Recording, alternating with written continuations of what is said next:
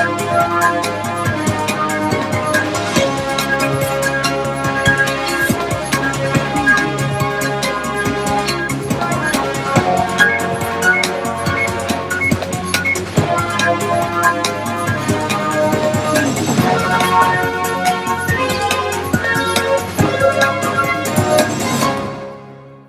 lot is happening in the English Premier League this season that is worth talking about.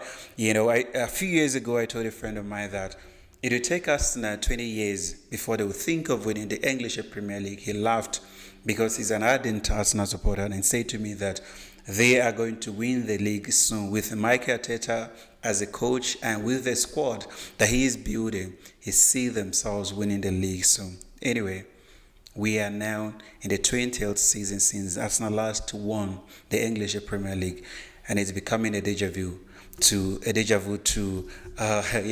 Arsenal supporters and those who also love soccer.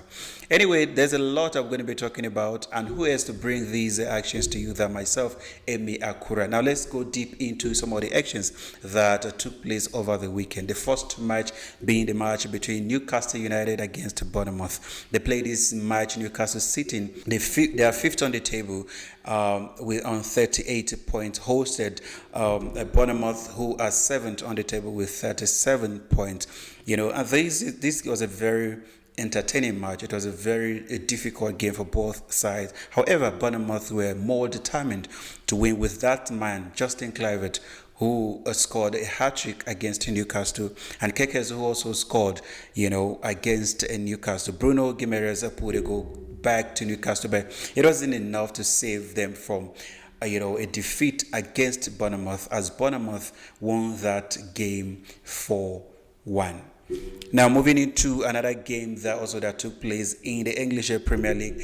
It is a game between Liverpool and Brentford. Liverpool traveled to Brentford. It was a difficult match for them, but you can see the signs of a team that want to win the league this season. If there's any team this season that deserves to win the English Premier League, that is Liverpool. Liverpool SC are doing very well. Trust me, this season, if they don't win this league, they will have themselves to blame for not winning it. But so far, they've extended their lead on top of the table to 6 against Arsenal, who are on 44 points, while Liverpool are on 50 points with a game in hand. Now, they traveled to Brentford. It was a difficult game, but that man Nunes came to their rescue as he scored a brace to make sure that Liverpool maintained their lead, and also took 3 points in that match. Moving into another match that took place on Saturday, and that is a game between Arsenal and Aston Villa. And I will say to you that Arsenal capitulated again. They took a 2-goal lead, and at the end, they surrendered these 2 goals lead and drew that game 2-2 against Aston Villa. Although Arsenal fans will argue, though, that Kai Havertz, it wasn't a handball. You can say that, but however, at the end of the day, the result was 2-2. Arsenal drew, and they dropped 2 points again. I'm beginning to think that these guys were not destined to win anything when it comes to Premier League. They can fight to win the FA Cup, but unfortunately for a lot of fans, they're out of these trophies as well. And it is just so sad to see a team like Arsenal. I'm being careful because a lot of Arsenal fans are going to, come at me for saying these things. But the truth of the matter is that in all the years that Arsene Wenger spent as Arsenal coach, he only managed to win 3 Premier League trophies. Compared to his counterpart then, Sir Alex Ferguson, who won over 13 Premier League trophies as a manager of Manchester United. And you can see that Arsenal truly do not have a culture of winning, because they had a fantastic team in 2004, the Invincible, that went 49 games unbeaten. That team failed to dominate in the Champions League, the European Champions League. They only won domestic cup, and they actually did not achieve what everybody would have expected them to. The expectation then was that that team was a team that it was going to win every trophy because they were that good. However, they failed to dominate in Europe. and they only managed to win the Premier League back to back just twice with that team. So you can see that these Arsenal actually do not have a culture of winning the English Premier League. They don't have it. And now Arteta, there's this joke that is going around that Arsenal, they're like a Netflix, they're like a series on Netflix. You always have to wait for next season. Their fans are always waiting for next season in order for them to win the Premier League. And I think they're actually going to go like 30 years if they don't change the mindset. And the mindset to come from the coach. Get in a winning coach. A coach that will guarantee you trophies. A coach that knows how to win. I mean, playing beautiful football is good. It's why a lot of fans pay money to watch soccer. However, at the end of the day, what is the end result? What is the set target for every team? It is to win the league. And if you're not competing to win the league, you're only adding the numbers. Then, I don't think you should be bragging. You should be bragging, rather. You should be bragging over anything. And that has become what Arsenal is known for. Bragging every year that they're going to win the league. Bragging that they have the best defense. Bragging that So everything about Arsenal right now is going back to 2004. Where they were bragging that they were invincible. So the only thing they're bragging about now is they won, they went 49 matches unbeaten without the Champions League, without even Europa. Come on, guys, stop bragging about that. And start putting pressure on the coach to start making decisions that will translate into a Premier League trophy. At least, even if it is just Europa, win it. Arsenal is a big team, and they deserve at least to win an European trophy or a domestic league at least after 20 years. They deserve that. So they drew that game, 2-2 against Aston Villa. And I just hope that Arsenal fans will begin to accept the fact that they are not competing to win the league and they're not going to win the league anytime soon. If they continue with this kind of attitude of leading and then giving up at the end of the day. All right, in another match also that took place in the English Premier League on Saturday, that was a match between Leicester City and Fulham. Leicester City, every one of you can agree with me that there is this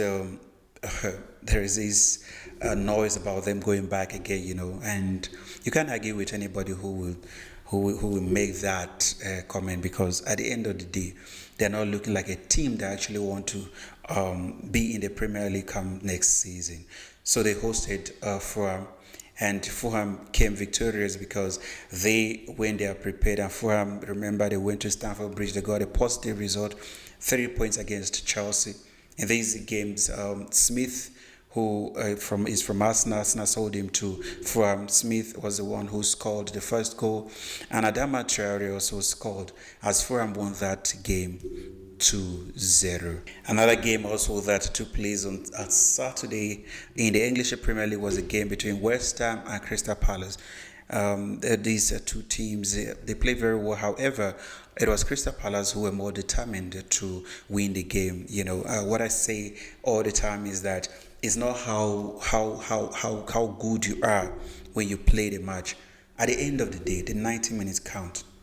What is the result at the end? Are you the one who wins, or are you the one who is on the losing end? If you are the one who wins, then even if you play badly, trust me, for me, you are the best, because you get the 3 points, and that is what every team is competing for, accumulating points, so that at the end of the season, you know where you're standing. If you are not winning the league, if you're not, qualifying for an European competition, at least you stay in the English Premier League. And West Ham lost that game 2-0 to Crystal Palace. All right, these are some of the matches that I have for you in the English Premier League that took place on Saturday. After the short break, we'll be going straight into some of the matches that took place in the European leagues. And after that, I'll be taking you to some of the matches also that took place on Sunday in the English Premier League and Spanish League. Stay tuned.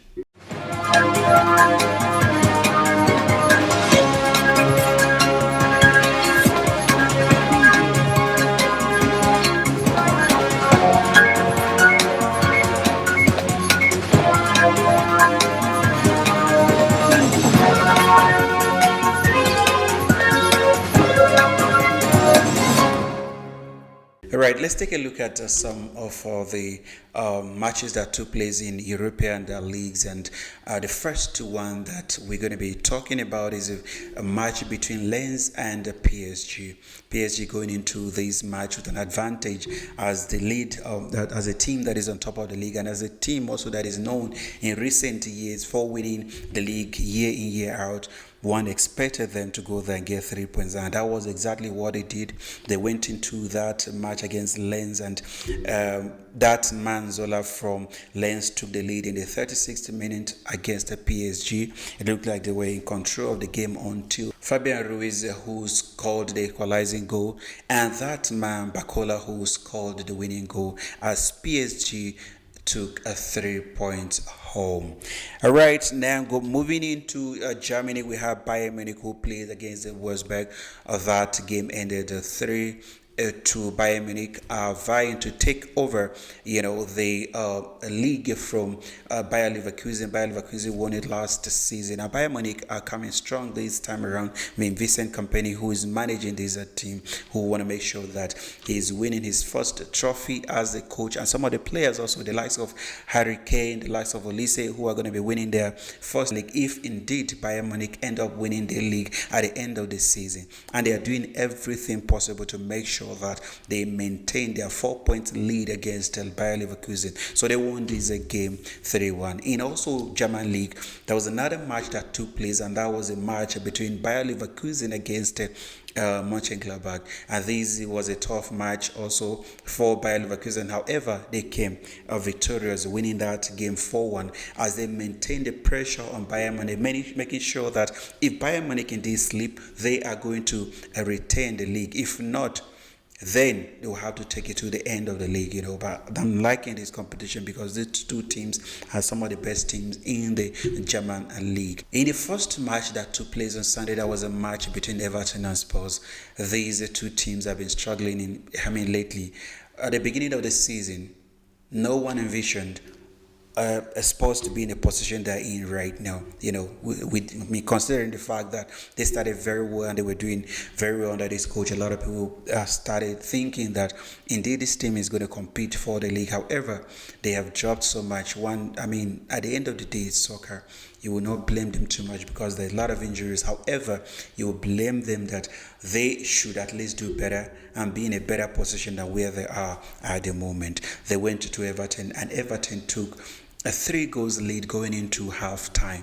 Calvin Lewin and Ndiaye, and also an own goal from Gray there put his people, ahead of Spurs. However, in the second half, Spurs scored 2 quick goals. It's not 2 quick goals, but they scored 2 goals to make sure that they stood a chance of coming back and at least getting the draw against Everton. However, that wasn't to be because Everton stood firm and made sure that they took 3 points from Spurs, and that was a very entertaining game. That game ended 3-2. Also, in the English Premier League, a match that was played that, it was expected.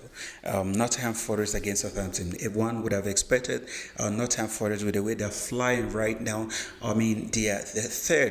They're third on the table behind Arsenal, and Arsenal are just ahead of them with goal difference. These guys are making sure that, I don't know if they're going to do a Leicester City of 2016, but we'll have to wait and see. But they're doing very well, believe you me.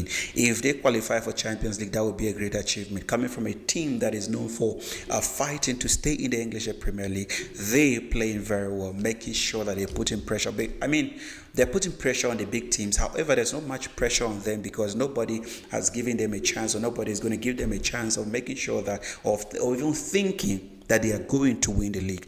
These guys are doing very well. They're playing. The way they're accumulating points right at this stage, you agree with me that their stay in the Premier League come next season is guaranteed because they're on 44 points and they're not going to go down. So what they're fighting for right now, they have nothing to lose because there's no pressure, there's no expectation. Actually, the coach exceeded everyone's expectation. Being where they are right now, it is exceeding the expectation. Even the fans right now are trust me, they're buzzing. They're very excited because they know that their team is doing very well. And this is what they expect from a team, that if you have a set target, you exceed that target, good. good, but make sure you don't go below the target. And that is exactly what the guys, they played against Southampton, who everybody, I'm sure the players themselves have given up that they are going back to where they came from.